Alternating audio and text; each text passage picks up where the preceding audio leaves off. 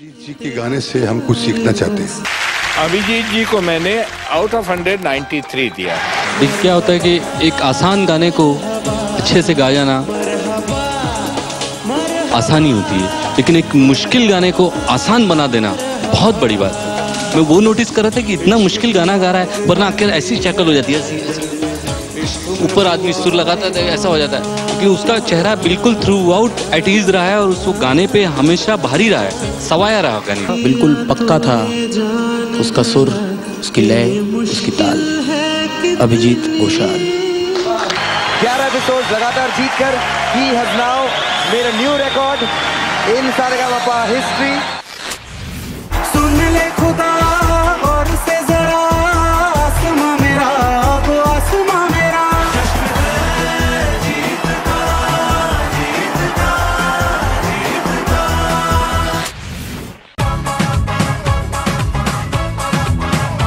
इस पे भूत कोई चढ़ा है, ठहरना जाने ना, अब तो क्या बुरा क्या भला है फर्क पहचाने ना।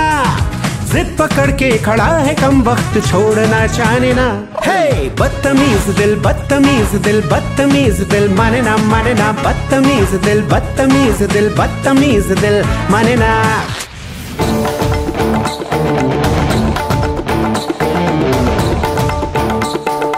सनी धनी नी मद मनी नी गम गनी नी नी नी नी नी धनी नी मद द मनी नी धनी नी धनी द सनी स धनी धनी सनी नी स धनी ध नी सनी स धनी द ध मगरी सनी द मगरी सा। तू ही तू जीने की सारी खुशबू, तू ही तू आरज़ू आरज़ू।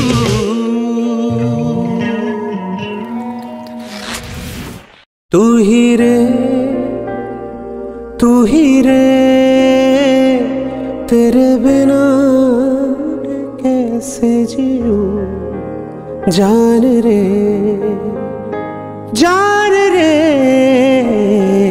आजा दिल की ज़मीनों पे तू। स्वागत है आपका आज के कार्यक्रम में। बहुत बहुत धन्यवाद, और आप अच्छा काम कर रहे हैं उसके लिए बहुत सारी शुभकामनाएं। जी बहुत शुक्रिया। तो दादा एक बात आप हमें बताइए कि जो आपका जी टीवी सारेगामापा के 11 एपिसोड जो थे, कंटिन्यू आपने वहां परफॉर्म किया, कंटिन्यू आप विनर रहे वहां पे, और वहां के जूरी भी रहे।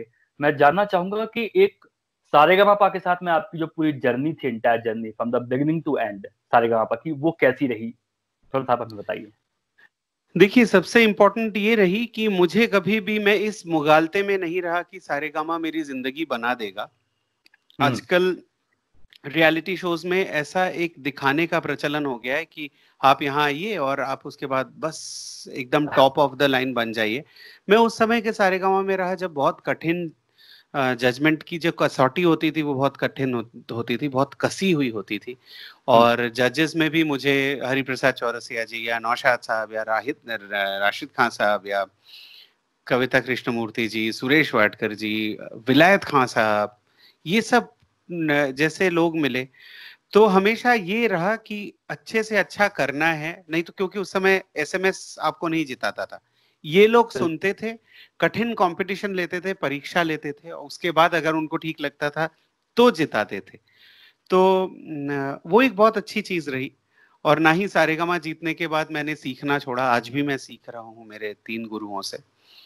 तो और बाकी तो जिंदगी की सारी कठिनाइयां अपनी जगह पे रहीं, अपने अपने समय पे आई, उनको पार करते हुए आगे बढ़ना पड़ा। कुछ भी ऐसा जो ड्रीम लाइक या जैसा फिल्मों में दिखाते हैं ऐसा कुछ नहीं हुआ। अच्छा। चल रहा है या जी। तो उसके बाद जो शुरुआत रही सारेगामापा के बाद की, जो शुरुआत रही सिनेमा की ओर की हम बात करते हैं, तो पहली फिल्म आपको कैसे मिली या कितना मुश्किल रहा आगे का करवा? मैं अगर आपको पता होगा, मैं अभी भजन प्रवाह करके मेरी अपनी कॉम्पोजिशंस पे काम कर रहा हूँ। तो ओपी नैयर साहब मेरे जज थे, नौशाद जी मुझे बहुत प्यार करते थे। वो मुझे हमेशा बोलते थे कि तुम्हारी कठिन वाली राह है, क्योंकि मैं फिल्म के लगभग 5,500 गाने जानता हूँ, लेकिन मैं तब भी, कोई अगर पूछे ना कि आप किसके गले में गाते हैं, तो मेरा सीधा आंसर रहता है भाई मैं अपने गले में गाता हूँ। अपने गले में गाता हूँ। तो सही मुझे है। अपनी चीजें बनाना, अपनी चीजें लिखना या कंपोज करना, उसका भी शौक था। तो फिल्म्स के लिए कभी जाके वो जैसे होता है ना, लगना और अपना गाना भेजना और जाके वहां बैठे रहना, हाँ ये मैं मैंने समझ गया। कभी हाँ हाँ। किया ही नहीं कोइंसिडेंटली। और 2009 में लुई बैंक्स जी को मैं वो कर रहा था, असिस्ट कर रहा था।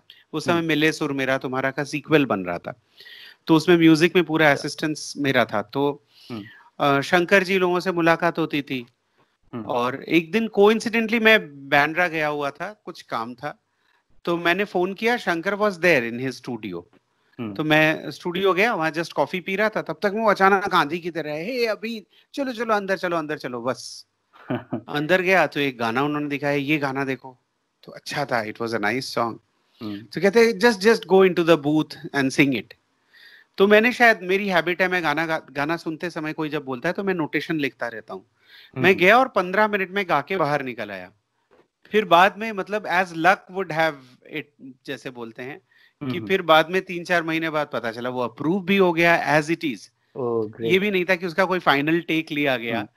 और फिर वो फिल्म में जश्न है जीत का आया भी, और वो गाना ऐसा था कि उसके बाद भी इंडिया कभी कहीं जीतती है या कोई मैच हो रहा होता है या कोई ऐसा जहाँ पे जीत और विजय वाला माहौल होता है, तो उसमें जश्न है जीत का बजता रहता है। अरे तो ये आश्चर्य हो सकता है आपको या किसी को भी सुन के कि शंकर एहसान लॉय का कोई गाना ऐसे हुआ था, लेकिन ये सच है। मैं, मतलब आप उन लोगों से भी पूछ सकते हो, उनको अगर याद भी हो तो, कि मैं कभी फोन करके उनके पीछे पड़ा रहूं कि मुझे एक ब्रेक दीजिए, ऐसा नहीं रहा। और इनफैक्ट उसके बाद भी मैंने शांतनु मोहित्रा के लिए कुछ चीजें गाई, अनिकेत लोगों के लिए लास्ट ईयर एक मूवी में गाया था। तो वो सब अपने आप जो हुआ। बाकी मैं, एक होता है ना संतुष्ट टाइप का जो जीव होता है, मैं समझ उस तरह के गया। जीवों में आता हूं। बिल्कुल बिल्कुल। मतलब वो लोगों के पीछे भागना नहीं है, एक अपना स्वाभिमान था, एक अपनी राह खुद बनानी थी, जो होगा हम खुद करेंगे। मतलब हाँ, अभी भजन प्रवाह में भी मैं अच्छी चीजें बना रहा हूँ, और मुझे पता है कि उसका अपना समय लग सकता है, लेकिन वो एक अच्छी चीज है, तो वो ईश्वर का काम कर रहा हूँ, तो ईश्वर ही अपना रास्ता दिखाएंगे। क्या बात है, बहुत अच्छा बहुत अच्छा। तो आपने 14 लैंग्वेज, अराउंड 14 या 15 लैंग्वेज में आपने कई सारे 14-15 लैंग्वेज 14-15 लैंग्वेज में आपने कई सारे भजन या गाने गाए हुए। और आपकी सबसे अच्छी बात है कि कंपोजिशन आपकी खुद की रहती है। आप नहीं, इसमें एक वो है, मैं भजन प्रवाह में मैं मेरी कॉम्पोजिशंस गाता हूँ। मेरे बनाए हुए और गाने भी, एक शान ने रिकॉर्ड किया था बेटी बचाओ बेटी पढ़ाओ पे। ये 14-15 लैंग्वेजेस जो हैं, ये वो हैं जिनमें मैं स्टेज पे परफॉर्म करता हूँ या जिनमें मैंने डबिंग की है। अभी मैं कुछ दिन पहले जापान गया था, तो वहां पे मुझे वो मतलब इंटरेस्ट है बेसिकली। मुझे किसी ने वो काम नहीं दिया था। जापान गया तो वहां पे जो इंडियन कम्युनिटी के लोग थे, गुजराती जो भाई लोग थे, उनसे मैंने बोला कि यहाँ का कोई फेमस गाना बताइए। तो उन्होंने मुझे बोला कि एक सकुरा, वहाँ का जो ब्लॉसम होता है, चेरी ब्लॉसम, जब अप्रैल के फर्स्ट वीक में शायद चेरी ब्लॉसम आते हैं, तो वो 7 दिन इतना सुंदर हो जाता है जापान, और उस समय उनके मैक्सिमम टूरिस्ट्स आते हैं। अच्छा। तो चेरी ब्लॉसम को लेके उनका फोकलोर बहुत फेमस है, लोक संगीत जो है वहाँ का। तो मैं उसमें से, मैंने बोला कि कुछ एक 4-5 मुझे भेजिए, क्योंकि मुझे तो नहीं पता ना कि जापानीज में उठाने के लिए इच्छुक हो सकता हूँ, लेकिन मुझे पता ही नहीं कौन सा हिट है। तो उन्होंने मुझे भेजा, और मैंने आने के पहले वाले दिन जापानीज ह्यूज गैदरिंग थी, जापानीज कुछ 150 लोग रहे होंगे। तो मैंने उन लोगों को उनकी भाषा में गाना सुनाया, और कॉम्प्लीमेंट सबसे बड़ा ये था कि वो आके मुझसे जापानीज में बात करने लगे। अरे वाह, ऐसे मुझे वो भाषा, फिर मुझे बोलना पड़ा कि भाई मुझे ये और कुछ नहीं आता। तो सेम चीज यहाँ पे ईस्ट अफ्रीका में, मैं तंजानिया दार एस सलाम गया था, वहाँ स्वाहिली बोली जाती है।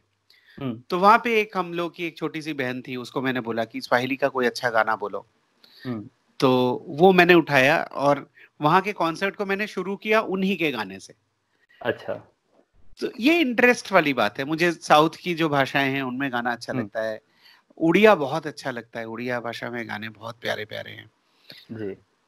है। उसका कोई कमर्शियल वैल्यू या उसका कोई प्रोफेशनल वैल्यू होना हो, मेरा पर्सनल सेटिस्फैक्शन एक रहता है। बिल्कुल बिल्कुल। सवाल ये था कि इतना इजीली कैसे आप उसको ग्रैब कर लेते हैं, मतलब कितना मुश्किल होता है गाना, मतलब एक नई भाषा को? आई फील संस्कृत अगर आपको आती है सबसे पहले, तो संस्कृत और सारी भाषाओं पे आपका वैसे भी दखल थोड़ा सा कर देता है। दूसरा होता है कि उसको सुनते समय मेरी हैबिट है, मैं एट ए टाइम एक लाइन के वर्ड बाय वर्ड सुनता हूँ, फिर समझता हूँ कि उसने क्या बोला, फिर पेंसिल से उसको मैं हिंदी में लिखता हूँ, हिंदी देवनागरी स्क्रिप्ट जो है। जी। और उसमें मैंने जैसे का जैसे है तो उसका मैंने ZHA लिखा हुआ है, क में आ की मात्रा। और वो मैं देख के प्रोनाउंस कर लेता हूँ कि ये क्या गाया गया था। कोई और बंदा देखे तो उसे झा बोलेगा। तो वो मैंने ना मेरे तरह के सिलेबल्स बनाए हुए हैं, मतलब आप क्या बोल सकते हैं उसको, मार्क लैंग्वेज बोल सकते हैं, साइन लैंग्वेज। तो मैं देख के समझ जाता हूँ कि ये मलयालम गाने में दिक्कत होती है, बिकॉज वो मतलब वहां पे सिर्फ जीभ की पोजीशन पे ही सारा का सारा चेंज हो जाता है मीनिंग। बाकी कोई भाषा में दिक्कत नहीं आती, अभी तक तो नहीं आई है। मतलब ठीक है, संगीत हम संगीत की ओर भी जाएंगे, पर थोड़ा सा चलते हैं पीछे की ओर। एक दौर था जब आपने बैंक पीओ की जॉब छोड़ी थी। और वो नौकरी छोड़ने के बाद मतलब कितना मुश्किल रहा आपको ये फैसला लेना, आपके लिए इंडिविजुअल और आपकी फैमिली के लिए, आपको समझाना या वो सपोर्ट थे? नहीं, प्राइमरीली जब मैंने ये छोड़ा, जब मतलब हम लोग एक छोटे से शहर से हैं, इलाहाबाद से, प्रयागराज से, फिर जॉब लगी, मध्यम वर्गीय फैमिली से थे, तो उसमें यही होता है कि अच्छा, मैंने अपने स्कूल में, कॉलेज में टॉप किया था, यूनिवर्सिटी में टॉप किया था, गोल्ड मेडल मिला था इसमें बॉटनी में। तो being from that particular type of society, उसमें आपका ये हो जाता है कि आपको नेशनल कोई कंपटीशन में थ्रू होना जरूरी है। तो उसमें बैंक का एग्जाम दिया एंड कोइंसिडेंटली, लकीली, फॉर्चुनेटली पहले एग्जाम में ही सिलेक्शन हो गया स्टेट बैंक में। फिर उसके बाद मम्मी का सारेगामा मैंने जो छोड़ा, उस समय मम्मी का कैंसर डिटेक्ट हुआ, लास्ट स्टेज में था। फिर उनको लेके बॉम्बे आया। बॉम्बे आने के बाद जब यहाँ का म्यूजिक का पूरा स्ट्रक्चर देखा, तो ये मैं समझ गया था मेरे लिए बहुत डिफिकल्ट होगा, बिकॉज फर्स्ट जनरेशन म्यूजिशियन को बहुत टाइम तो इसी में लग जाता है, ये प्रूव कराने में कि भाई मुझे कुछ आता है। सही बात है। हाँ, लेकिन सबसे बड़ा सपोर्ट मेरी वाइफ का रहा कि नहीं, तुम ये कर सकते हो। और मेरे बैंक में मुझे ऐसे सीनियर्स मिले, मुझे ऐसे AGM, GM, ऐसे चीफ मैनेजर्स सब मिले जो मेरे पीछे पड़े रहते थे कि मैं I was a very good officer. मतलब ये नहीं था कि मैं जस्ट, जितने दिन मैंने बैंक में नौकरी की उसमें 85% ऑफ द टाइम मैंने सिर्फ नौकरी की, मैंने गाना छुआ भी नहीं था। तो मुझे ऐसे सीनियर्स मिलते रहे जिनको ये पता था कि अच्छा गाता है और ये सब। और फिर सारेगामा में आया तो फिर उनका शिकंजा और कस गया कि मतलब ऐसे लोग थे जो those people are very big people now, they are GMs and all, कि वो मुझे फोन करके या मिले तो कि अभिजीत देखो, हमको भगवान ने तुम्हारे जैसा अलग कोई टैलेंट नहीं दिया, तो हम नौकरी कर रहे हैं। विद अ टैलेंट भी तुम नौकरी कर ही सकते हो, क्योंकि उतना तो इंटेलेक्ट है ही, लेकिन नौकरी करते करते एक दिन रिटायर हो जाओगे, ऊपर जाओगे तो ईश्वर पूछेगा कि यार तुमको एक कला देके भेजी थी, उसका क्या किया। सही बात। ये इस तरह के लोग होता है ना कि आपका प्रारब्ध अगर कुछ हो तो पूरी कायनात जुड़ जाती है आपको धक्का मारने में। तो फिर JAIIB करके एक एग्जाम होता है बैंक का, उसमें मैंने एग्जाम दिया और उसमें सब जो पेपर्स मैंने दिए थे उसमें पास हो गया। तो मेरे सीनियर्स और घबरा गए कि अरे तुम क्या बैंक मैनेजर ही बने रहोगे क्या जिंदगी भर। तो ये एक बहुत अजीब सी चीज थी कि मतलब मुझे ऐसे लोग भी मिलते गए, और मैं ऑफिस में भी कायदे से ही काम करता था। फिर घर में भी मम्मी तो कम्प्लीटली बेड रिडन थी, उनके ऑफिसेज, हॉस्पिटल्स चल रहे थे। तो मेरी वाइफ का मेनली वो था कि नहीं करो, हम लोग चलो जो भी दिक्कतें आएंगी वो देखेंगे। तो दिक्कतें अभी भी आती हैं, लेकिन हाँ बिकॉज घर का सपोर्ट है पूरा, इसलिए हो जाता है। और हम लोग की एडिटिंग का, हमारे गाने का मतलब हम एक 2 मिनट, 2.5 मिनट, 3 मिनट का गाना बनाते हैं, उसको बनाने में 7-8 घंटे लगते हैं। तो वो अगर घर के लोग उसमें सपोर्टिव ना हो ना, तो उनको ये बहुत मुश्किल हो जाता है। एक कलाकार की उन्नति के पीछे उसके घर के लोगों का सपोर्ट बहुत इंपॉर्टेंट होता है, बहुत जरूरी है। बहुत लोग आप देखेंगे जो बहुत अच्छा कर रहे हैं, जिनका घर जैसा कुछ है ही नहीं, क्योंकि घर से सपोर्ट नहीं मिला और वो जिहादी एक मेंटालिटी में कि नहीं हमें करना ही है, तो सब छोड़ दिया, कोई परवाह नहीं है, वो हाँ, सब छोड़ के कर रहे हैं।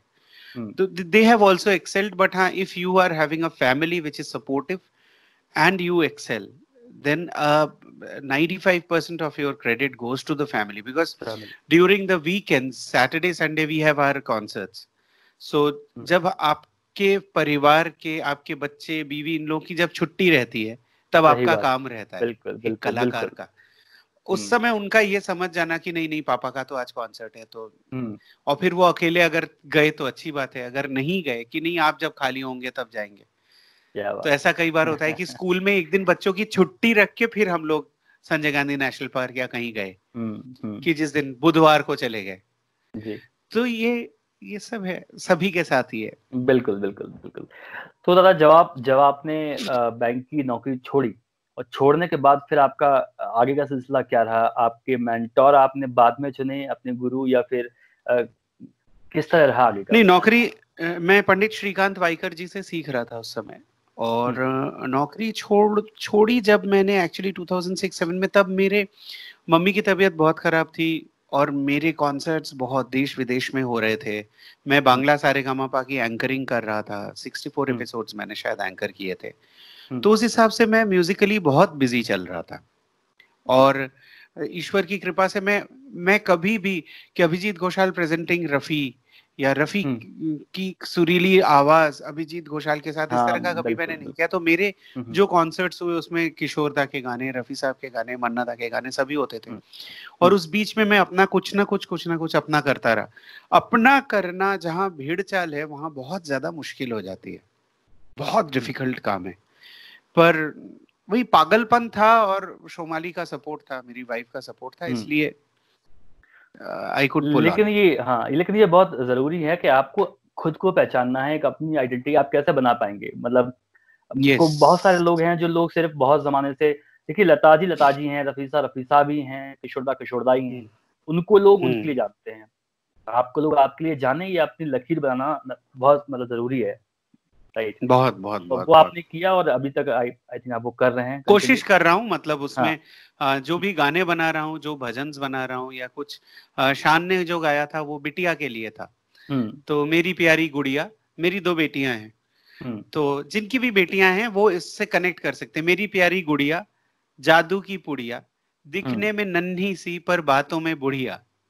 छोटी बच्चियां जो होती है ना, उनकी इतने सवाल होते हैं, ये क्या है, वो क्या है, क्यों है, तो दिखने में नन्ही सी पर बातों में बुढ़िया। तो बीइंग एन इलाहाबादी, वो हिंदी का जो एक फ्लेयर है, हमारे शहर में बहुत अच्छी हिंदी बोली जाती है, तो वो कहीं ना कहीं लिखने में हेल्प करती है। बिल्कुल बिल्कुल। तो दादा एक बात आप बताइए, सारेगामापा का जब शूट था, या उस दौरान जब आपकी शुरुआती दौर था आपका, उसमें कोई मजेदार किस्सा अगर आप चाहें शेयर करना, जिसे आप याद करके आज हंसते हो, या एक होता ना कि कुछ ना कुछ सारेगामापा में मैं लगातार जीत रहा था, और मैं उस समय नौकरी करता था, भावनगर में मेरी पोस्टिंग थी। तो मैं बहुत अच्छे कुर्ते पहनता था, मतलब मेरा बंडाना और कुर्ता। अब बंडाना की एक कहानी थी कि मैं मुंद्रा से आया था सबसे पहले, और एक भाई थे शकील भाई करके, खत्री हसन अल्लाह रखा उनका शॉप था, वो मुझे बोलते थे हमेशा, मेरा सर बहुत बड़ा सा है, कि अभिजीत साहब आपके सर पे ये बंडाना बहुत अच्छा लगेगा। ये जो मैंने आज बांधा है 2003 से 2020 तक, अभी तक मुंद्रा से ही बन के आ रहा है। कच्छ में मुंद्रा जो है, उन लोगों के साथ आज भी मेरे उतने ही अच्छे कनेक्शन है, और तो ये मेरा कवच कुंडल जैसा बन गया था। और मैं जो अच्छे कुर्ते पहनता था, तब क्या हुआ, उस समय जीतने पे ना आपको सामान मिलते थे, कुर्ता, शूटिंग शर्टिंग, और सूटिंग शर्टिंग, और मिक्सी, जूसर, ग्राइंडर, इस तरह का सब था। तो अगले एपिसोड के लिए कुर्ता मेरा, मतलब जो आयरन वाले दादा थे, वो पहले ही बोल देते थे, अरे अभिजीत भाई जा रहे हैं, कोई और नहीं जीतेगा, यही जीतेंगे। और करके ना वो अगले एपिसोड के लिए वो जो कुर्ते का जो लॉट था जो जीतने पे आपको जाके सिलेक्ट करना होता था, उसमें वो पसंदीदा 42 मेरा उस समय साइज हुआ करता था। अच्छा। वो सज्जन पसंदीदा 42 निकाल के रखे रहते थे। The moment I used to win, हमें आधा घंटा 40 मिनट मिलता था नेक्स्ट एपिसोड में। शोमाली दौड़ के जाती थी, वो तब ये वाला काला है, ये वाला ये है। मैं मतलब हम लोग तो आयरन दादा नाम से बुलाते थे, लेकिन उनको इतना विश्वास होता था ना कि वो मेरे लिए चीजें निकाल के रखते थे कि हाँ अब हो गया। और दूसरा, जब हम लोग हाइड्रो से नीचे जाते थे, मतलब स्टेज पे हम लोग नीचे से ऐसे ऊपर आते थे, तो वो नीचे जो हाइड्रो वाला बंदा था, वो बटन दबा के वो आपका स्टेज ऊपर जाता है वो। तो वो हर बार अभी मिलेंगे, शाम को फिर से मिलेंगे, तो मैं बोलता था कि अरे यार हो सकता है मैं हार जाऊं। नहीं कुछ नहीं होने वाला, आप वापस आने वाले हो करके। फिर अगली बार जब वो हाइड्रो पे मैं नीचे जाके मिलता था उससे, वो इतना खुश हो जाता था ना, साहब मैंने बोला था ना आप इतना अच्छा गाते हो, आप बहुत अच्छे इंसान हो। ये एकदम अनजाने इंसान से ये कॉम्प्लीमेंट बना, आप बहुत अच्छे इंसान हो, आप बहुत अच्छा गाते हो। तो ये आई एम वेरी लकी कि मुझे ये कॉम्प्लीमेंट आज तक मिलता आया है जहां पे भी गया हूँ। जी जी। अच्छा, तो एक बात बताइए, आपने यहाँ एक जिक्र किया कि हाइड्रो, मुझे नहीं, मैंने पहली मरतबा सुना हुआ है मुझे नाम। हाँ, तो वो जो आप वही बात कर रहे हो जो स्टेज नीचे से ऊपर जाती है आहिस्ता आहिस्ता, हाइड्रोलिक बोलते हैं उसको। वो हाइड्रोलिक वो रहता है, स्टेज के बीच में एक गोल सा कटा रहता है सीडी जैसा। वो सीडी जब आपका स्टार्ट होता है, कन्फेटी ब्लास्ट होता है, ये सब उस समय नीचे से लोग ऊपर जो आते हैं ना, उसको हाइड्रो बोलते हैं। कैसा लगता है? तो हम पहले जब नीचे आप उस पर खड़े थे, हाँ, जब आप तो खड़े होके ऊपर आते हो और ह्यूज भीड़ रहती है और अच्छा लगता है। मतलब उससे भी मतलब अच्छा लगने के अलावा, पता है सच बात बोलूं तो ईश्वर के प्रति आप बहुत कृतज्ञ हो जाते हैं, गुरुओं के प्रति और कृतज्ञता हो जाती है कि भाई हम एक इतने सिंपल से जगह से आए हैं कि वहां पे नौशाद साहब के घर आप जा रहे हैं और वो बरखुरदार तुम चरागों की तरह राह में जलते रहना, हर अंधेरे को उजालों में बदलते रहना, नौशाद साहब ने मेरे बारे में ये बोला था। तो ऐसे लोगों से मिलना, या वो आपको प्योरली आपकी म्यूजिक के लिए, हमारे पास ऐसा कोई पैसा वैसा या ऐसा कुछ वो नहीं था। We were not star kids. उसमें आपको लता जी, मैं हमेशा बोलता हूँ ना, लता जी देख के अरे अभिजीत, लता जी आपको देख के अरे अभिजीत बोलती, बस हो गया, आपको तो मिल गया भारत रत्न। सही बात है, सही बात है, बिल्कुल। तो ये बेसिकली आपका, मैं दिल से बोलूं तो माँ बाप का आशीर्वाद, गुरुओं का आशीर्वाद, ये चीजें फलीभूत होती हैं इस रूप में एक्चुअली। जी। तो एक बात हमें बताइए कि जो नए लोग आना चाहते हैं या जो कोशिश कर रहे हैं आज सिंगिंग एज बतौर एक गायक आने के लिए, उनके लिए आप क्या कहना चाहेंगे कि उनको क्या करना? मेहनत का कोई ऑल्टरनेटिव नहीं है, हार्ड वर्क का कोई ऑल्टरनेटिव नहीं है। ललित कलाएं जो हैं, डांस हो गया, इंस्ट्रूमेंट बजाना हो गया, गाना हो गया, इसमें आपका रोज का रियाज होता है। आजकल एक हो गया है कि लोग टेक सेवी बहुत हैं, बहुत अच्छी बात है। स्टार मेकर्स में कोई जाके गाना गा रहा है, मोस्टली कोई ऐसा जाके गाना गा रहा है जिसके पास रियाज करने का समय ही नहीं है, लेकिन उसको अपने 40,000 फॉलोअर्स चाहिए स्टार मेकर में। तो वो चीजें ना, वो शॉर्टकट्स जो हैं, वो इंग्लिश में बोलते हैं ना, if you want a shortcut you will be cut short.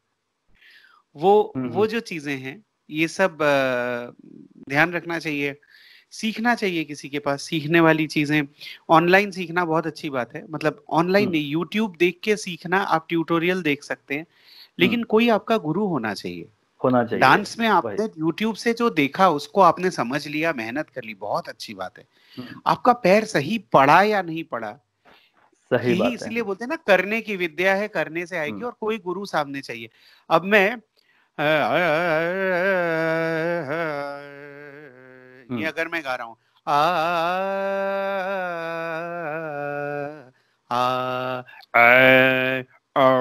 मैं, अब कौन सा सही है ये मुझे कौन बताएगा? ये मैं YouTube में देख के, अगला मुझे देख तो नहीं पा रहा है ना, इसलिए मैं अभी सबको ये बोलने लगा हूँ कि आप ऑनलाइन सीखिए, लेकिन आपका गुरु सिखाने के समय आपको देख सके, ऐसी चीजें करिए जरूर से।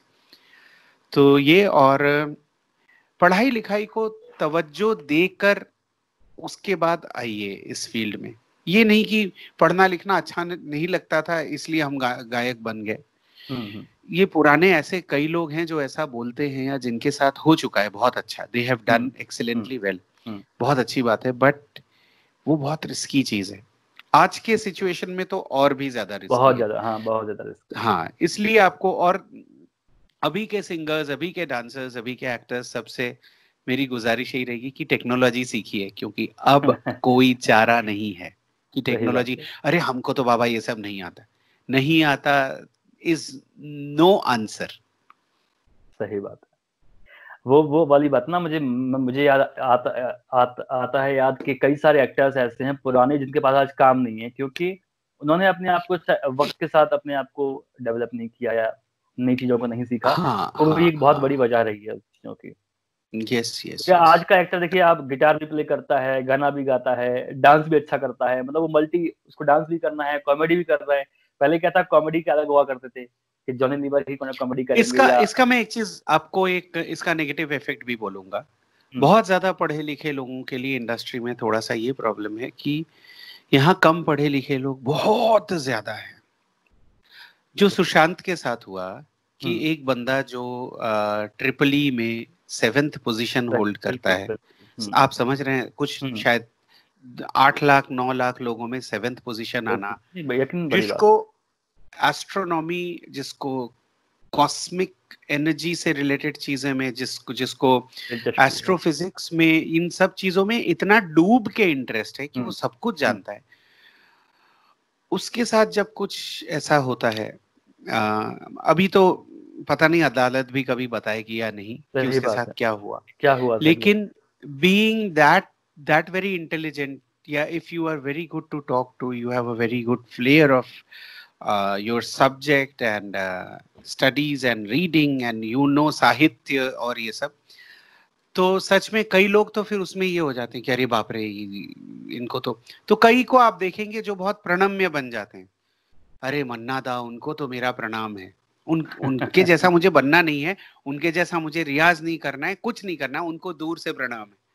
वो भी एक प्रॉब्लम है, मतलब ये तल्ख सच्चाई है एक्चुअली। जी। तो दादा, हम चाहेंगे कि आप हमें अपनी खुद की एक कंपोजिशन हम चाहेंगे सुनना आपसे। ओके।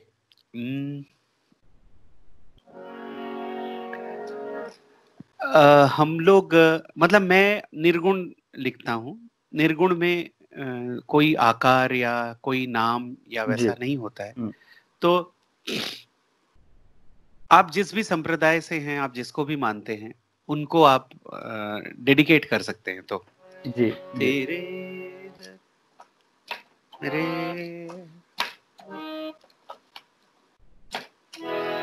आया,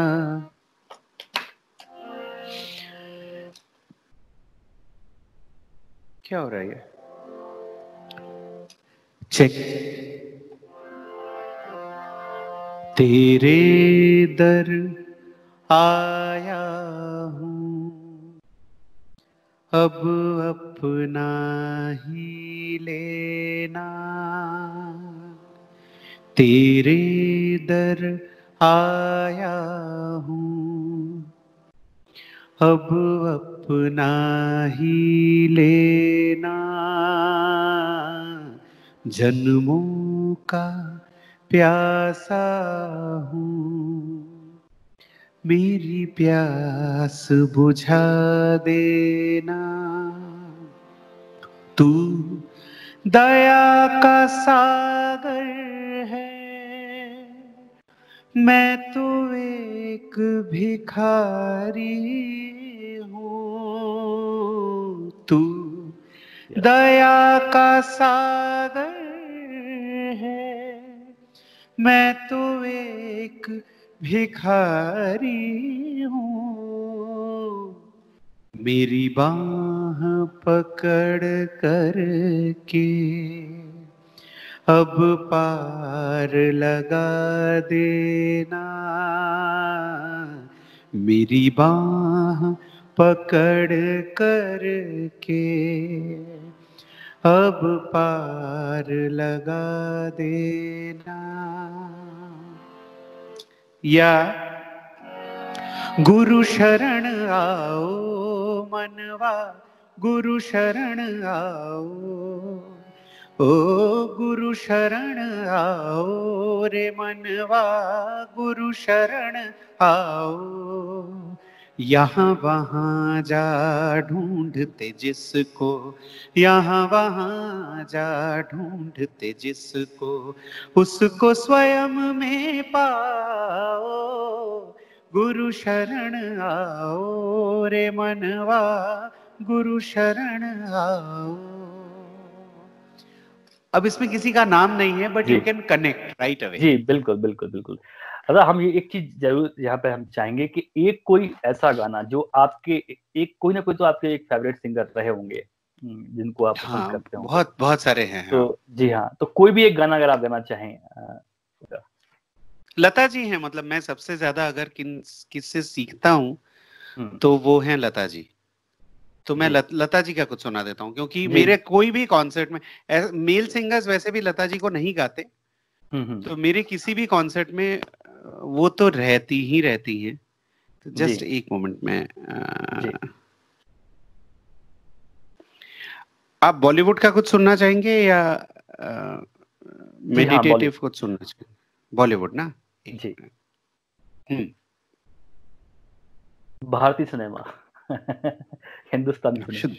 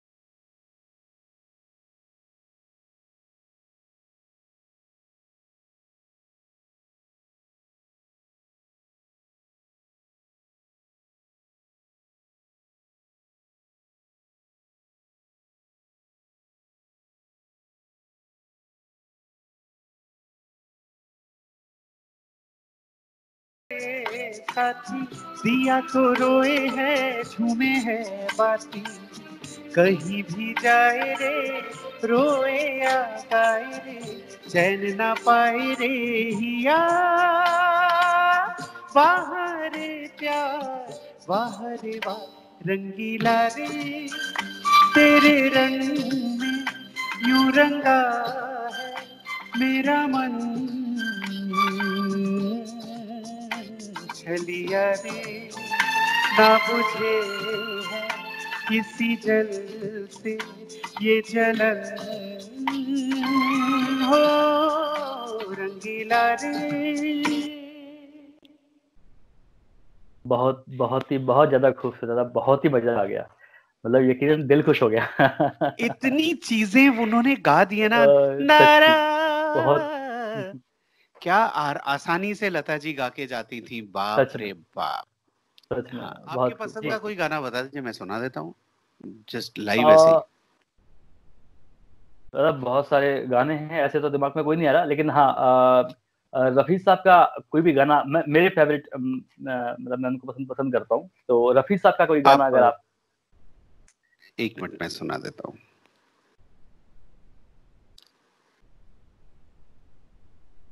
हाँ,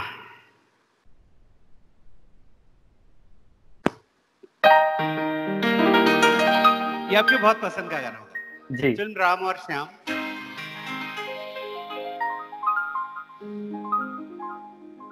ये रात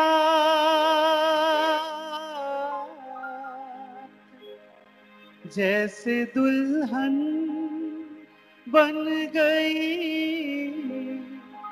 चरागों से, करूंगा और उजाला मैं दिल के दागों से।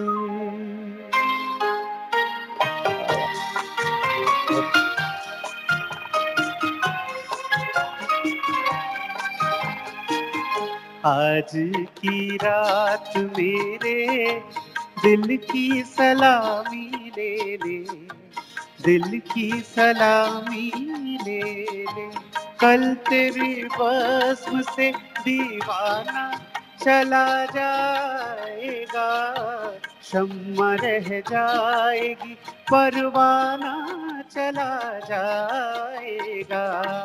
आज की रात मेरे दिल की सलामी ले ले, दिल की सलामी ले ले।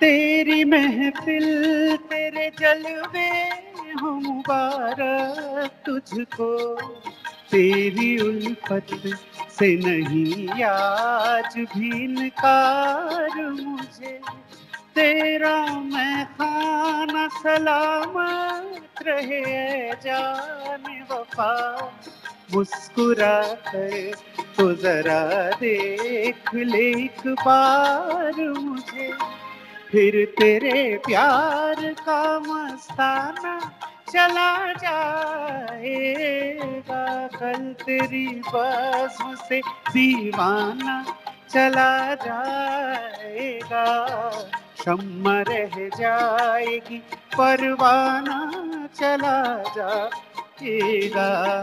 आज की रात मेरे दिल की सलामी ले ले, दिल की सलामी ले ले। बहुत बहुत बहुत ही प्यारा। बहुत thank you so much, thank you so much. Thank you भाई, बहुत अच्छा लगा, बहुत ही अच्छा लगा। ये सब गाने एक्चुअली लाइव अचानक गा देना बहुत डिफिकल्ट भी पड़ जाता बहुत है। बिल्कुल बिल्कुल बिल्कुल, क्योंकि हर गाना अपने आप में एक फुल ऑन रियाज है एक्चुअली। जी जी बिल्कुल बिल्कुल। तो मैं जानना चाहूंगा फिर भी कि आपकी वो लिस्ट कौन सी है जिन्हें आप पसंद करते हैं, अगर बोलना चाहें आप तो। लता जी को पसंद करता हूँ, रफी साहब के बहुत गाने पसंद करता हूँ, हरिहरन जी के कुछ एक गाने पसंद करता हूँ, पंडित अजय चक्रवर्ती जी को बहुत सुनता हूँ मैं, पंडित शेखर सेन जी को बहुत पसंद करता हूँ, उनकी एक से एक कॉम्पोजिशंस हैं। तो मेरी मम्मी हमेशा बोलती थी कि हर किसी में कुछ ना कुछ पॉजिटिव है, हर किसी में कुछ ना कुछ अच्छा है, तो वो लेते चलो। तो आशा जी के अभी 3-4 दिन पहले मैंने अब के बरस भेज भैया को बाबुल रिकॉर्ड करके उसको मैंने मेरे जस्ट इसमें YouTube पे दिया था। अब वो फीमेल सॉन्ग है, लेकिन बहुत क्यूट सा है। अभी कल एक लता जी का गाना है,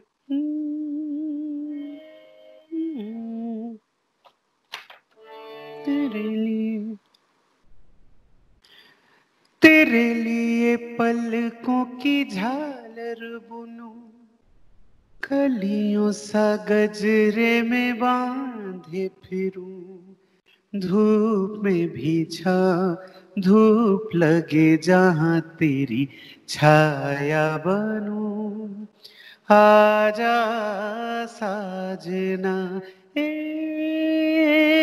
तेरे लिए पलकों की झालर बुनूं। मैं से कुछ बहुत रेयर सिंगर्स में शायद आता हूँ, या जिनका आप इंटरव्यू लेंगे, कि जो फीमेल सॉन्ग्स को भी एकदम इत्मीनान से गा लेते हैं। नहीं वाकई में, अब के बरस में मैंने YouTube पे वो हम वातले फिर से झूले पड़ेंगे, रिमझिम पड़ेगी फुहारें,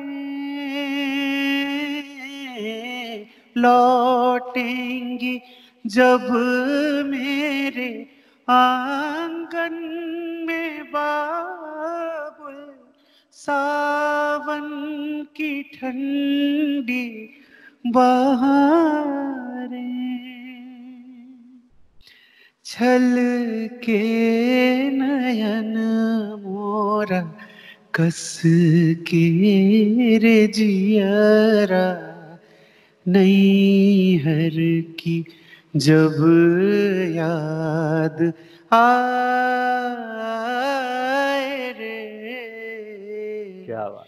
अब के बरस भेज भैया को बाबुल।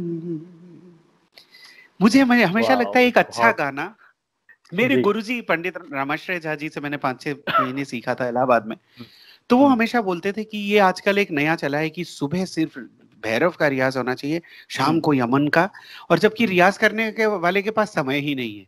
तो बोलते हैं कि जब सुर लग जाए, जब सुर सध जाए, तो उसी का समय कम से कम करो। तो अब मैं ये बोल दूं कि नहीं, रफी साहब को सिर्फ लड़के गा सकते हैं। अब जहाँ पे अब के बरस का एक फील था, तेरे लिए पलकों की झालर बुनूं का एंटायरली दूसरा फील था। वो बिल्कुल न जा कहीं अब न जा, दिल के सिवा है यही दिल कूचा तेरा, है मेरे हमदम मेरे दोस्त, न जा कहीं अब न जा, बेसबब उड़ेगी हर सू, एकदम इंटायरली डिफरेंट फील। तो मेरा हमेशा रहता है फील इंटैक्ट रहना चाहिए, सुर इंटैक्ट रहना चाहिए। अब मैं अगर रेशमा जी का गाना गा रहा हूँ या आज जाने की जिद ना करूं, मुझे बहुत पसंद है गाना, तो मैं क्यों सोचूं कि वो किसी फीमेल उन्होंने अपने हिसाब से गाया था। मेरे गाते समय किसी को ये नहीं बोलना चाहिए कि अभिजीत ने फरीदा खानम का गाना एकदम उनको चेप डाला, नहीं, अभिजीत वाला आज जाने की जिद ना करो उसका वाला था। बिल्कुल। Only then being a singer it's good for me कि आई एम, जैसे हरिहरन जी ने एक बार मुझे बोला था, यार तुमने तो मेरे गाने को अपना बना लिया, बहुत बड़ा कॉम्प्लीमेंट था वो। बिल्कुल। अब सुन रही सखी एक गाना है उनका, और तू ही रे तो ऑब्वियसली है ही। तो मैं कहीं भी जाऊं तो तू ही रे या सुन रही सखी सुनने के लिए लोग वो सुनना है। तो I sing in my own style, I don't ape anybody. जी, मैं चाहूंगा कि एक बार तू ही रे अगर आप यहाँ पे थोड़ा सा गुनगुन जी। इन सांसों का देखो तुम पागलपन के आए नहीं इन्हें चैन, मुझसे ये बोली मैं राहों में तेरी अपने बिछा दूं ये नैन,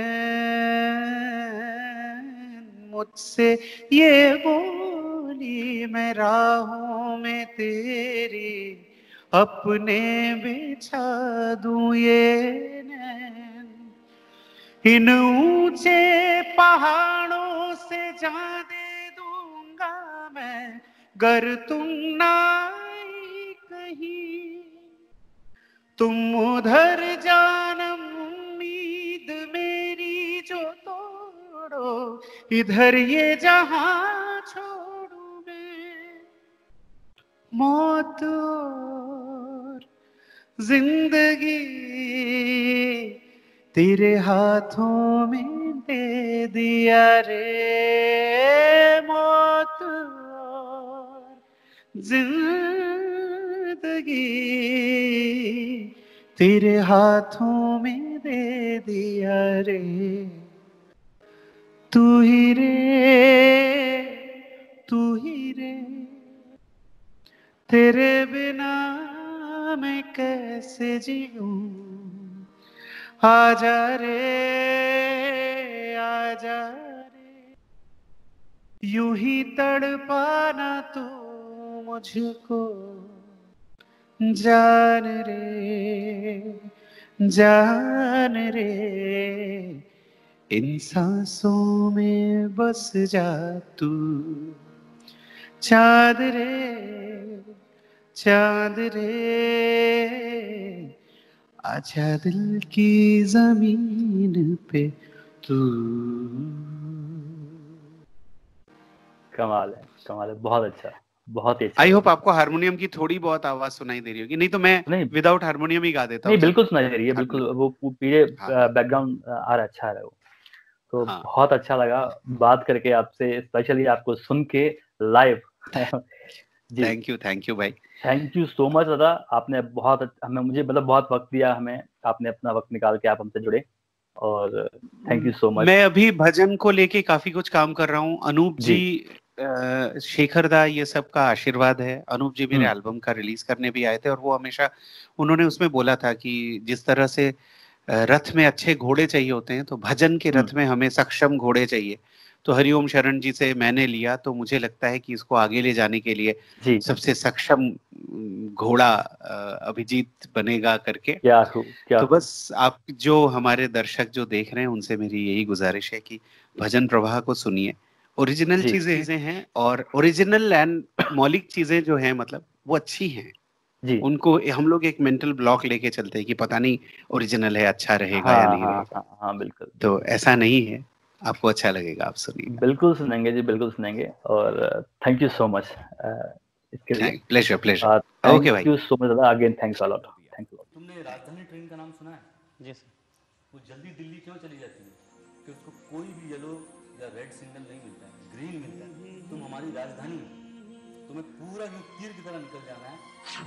मेरी भीगी भीगी सी पलकों पे रह गए, जैसे मेरे सपने बिखर के, चले मन तेरा भी किसी के मिलन को, अनामिका तू भीतर से, मेरी भीगी भीगी सी। नमस्कार दर्शकों, मैं अभिजीत घोषाल मुंबई से। द आर्टिस्ट क्लब, हमारे राहुल भाई जो उन्होंने बीड़ा उठाया है, या एक अभियान है। हमारे देश में वादकों का क्लब है, डांसर्स का क्लब है, डांस में भी फिर कथक का अलग क्लब, भरतनाट्यम का अलग क्लब, लेकिन कलाकार के लिए एक क्लब जिसमें सारी विधा से जुड़े हुए लोग एक साथ आ सके, ऐसा सोचना और उस चीज को बनाना, ये एक बहुत बहुत अच्छी चीज उन्होंने की है। मेरी शुभकामनाएं द आर्टिस्ट क्लब के लिए, और आप सब लोग जो जुड़ रहे हैं, जो अच्छी कला के प्रोत्साहन के लिए कटिबद्ध हैं, आप सबको बहुत बहुत साधुवाद, और राहुल जी को बहुत सारी शुभकामनाएं। आप और आगे बढ़ें और अच्छा काम करते रहें।